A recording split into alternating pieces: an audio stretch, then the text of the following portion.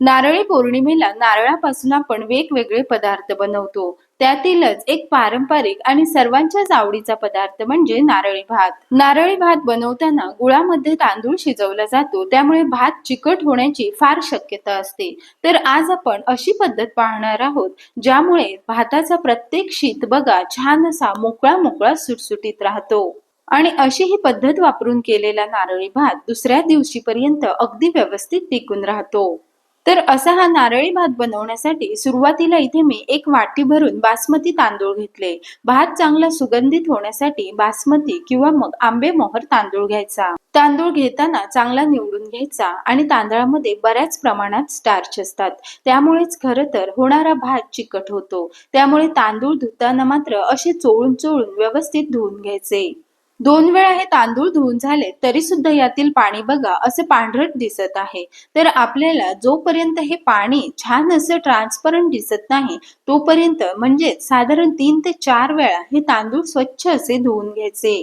तर हे बघा 3 वेळा तांदूळ धुतल्यानंतर आता हे पाणी असं स्वच्छ आणि ट्रान्सपरंट दिसतंय. तर हे पाणी आता पूर्णपणे काढायचं आणि साधारण 10 मिनिटे तरी हे तांदूळ आपल्याला असेच ठेवायचे. आता पुढच्या तयारीसाठी एखादा कुकर किंवा मग असं जाडसर पॅन घ्यायचा. यामध्ये 2 चमचे भरून साजूक तूप घालू. तूप हलकसं गरम झालं की यामध्ये काही खडे मसाले घालायचे. असे हे खडे मसाले वापरले म्हणजे भाताला छान असा फ्लेवर येतो. तर त्यासाठी 2 हिरव्या वेलच्या, 1 इंच दालचिनी आणि 3 लवंग घेतलेत. गॅस कमीच ठेवायचा आणि हे सर्व खडे मसाले हलकेसे यावर परतायचे, म्हणजे यातील बराचसा फ्लेवर या तुपामध्ये उतरतो. साधारण अर्धा मिनिट तरी हे मसाले मी परतून घेतले. आता यामध्ये आपल्या आवडीप्रमाणे सुके मेवे घालायचे. तर इथे मी काही काजू आणि बदाम घातले. आपल्याला जर यामध्ये मनुके घालायचे असतील तर ते सुद्धा आता घालू शकता. हे सर्व साधारण 1 ते 1.5 मिनिट परतायचं, म्हणजे हलकासा रंग बदलला की यामध्ये आपण जे तांदूळ भिजवले होते ते घालू. तर तांदूळ बघा छान असे या तुपावर आपण परतून घेणार आहोत, म्हणजे यातील प्रत्येक शीत वेगवेगळा होतो आणि सोबतच यामध्ये तूप मुरलं जातं. भात चवीला सुद्धा खूप चांगला लागतो. फार जोर न देता हलक्या हाताने हे असं मिसळून घेऊ. आपण सुरुवातीला 1 वाटी तांदूळ घेतला होता, त्यासाठी बरोबर 1 वाटी भरून खोबरं घ्यायचं. तर खोबऱ्याचे काप घेऊ शकता किंवा या खोबऱ्याचा सर्व फ्लेवर या तांदळामध्ये उतरावा यासाठी बघा हे खोबरं मी असं खोवून घेतलं.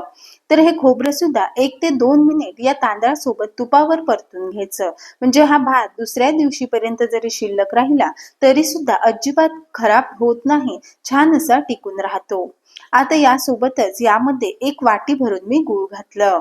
यामध्ये गूळ असल्यामुळे तळाला करपण्याची शक्यता असते, त्यामुळे हलक्या हाताने हे असं वर खाली करायचं आणि गॅस मात्र अगदी कमी ठेवायचा.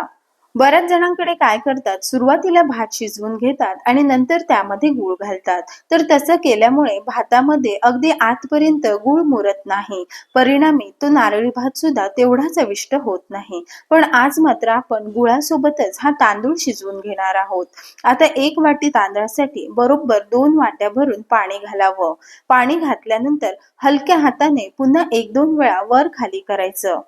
सोबतच भाताला सुगंध आणि रंगही छान यावा यासाठी काही केशरच्या काड्या 2 चमचे दुधामध्ये मी भिजत ठेवल्या होत्या. तर ते दूध सुद्धा या भातामध्ये आपण घालणार आहोत. हे दूध घातल्यानंतर गॅस मोठा करायचा आणि याला एक उकळी येण्याची वाट बघायची. माझ्याकडे खोबऱ्याचे काही काप शिल्लक होते, तर ते सुद्धा या मिश्रणामध्ये मी घालते, म्हणजे भात खाताना दाताखाली हे खोबरं सुद्धा खूप चांगलं लागतं.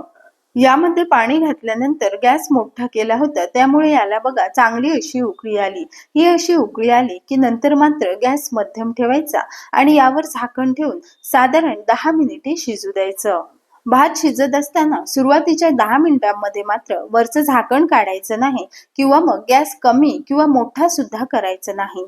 लक्षात घ्या, मध्यम गॅसवर साधारण 10 मिनिटे तरी हे झाकण ठेवून भात असा शिजू द्यायचा. साधारण 10 मिनिटे झालेली आहेत आणि वरचं झाकण काढल्यावर बघा भात बऱ्यापैकी शिजत आला. यामध्ये अजूनही थोडंसं गुळाचं पाणी शिल्लक आहे. तर त्यासाठी एखादा काठा चमचा घ्यायचा आणि त्याने हा भात वर खाली करायचा, म्हणजे सर्व भात एकसारखा शिजून येतो.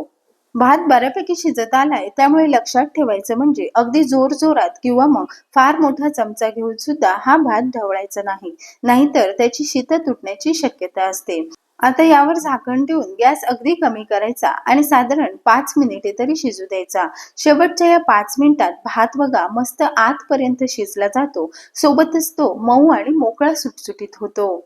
आपण आजचा हा नारळी भात या पॅनमध्ये बनवला, पण आपल्याला जर कुकरमध्ये बनवायचं असेल तर प्रमाण हेच ठेवायचं आणि कुकरच्या फक्त 2 शिट्ट्या करायच्या, म्हणजे सेम असाच अगदी मऊ मोकळा आणि सुटसुटीत भात तयार होईल. तर हे बघा, गुळामध्ये शिजून सुद्धा भाताचा लगदा झालेला नाही, अगदी मोकळा सुटसुटीत आणि आतपर्यंत रसरशीत असा नारळी भात तयार आहे. नारळी पौर्णिमेसाठी आपण वेगवेगळे पदार्थ बनवतो, तर अशा पद्धतीने असा हा गूळ आणि खोबरं घालून केलेला नारळी भात चवीला खूप छान लागतो आणि यामध्ये काजू, बदाम हे सर्व घातल्यामुळे त्याची चव अजून चांगली वाढते. तर तुम्हाला आजची ही गूळ घालून केलेली नारळी भाताची पद्धत कशी वाटली मला कमेंट करून कळवा. आजपर्यंत गूळ मुरलेला असा हा रसरशीत नारळी भात आवडला असेल तर व्हिडिओला लाईक करा आणि अशाच छान छान रेसिपी पाहायच्या असतील तर चॅनलला सबस्क्राईब करा आणि बाजूचे बेल आयकॉन दाबा. लवकरच भेटू एखाद्या नवीन रेसिपी सोबत. तोपर्यंत धन्यवाद.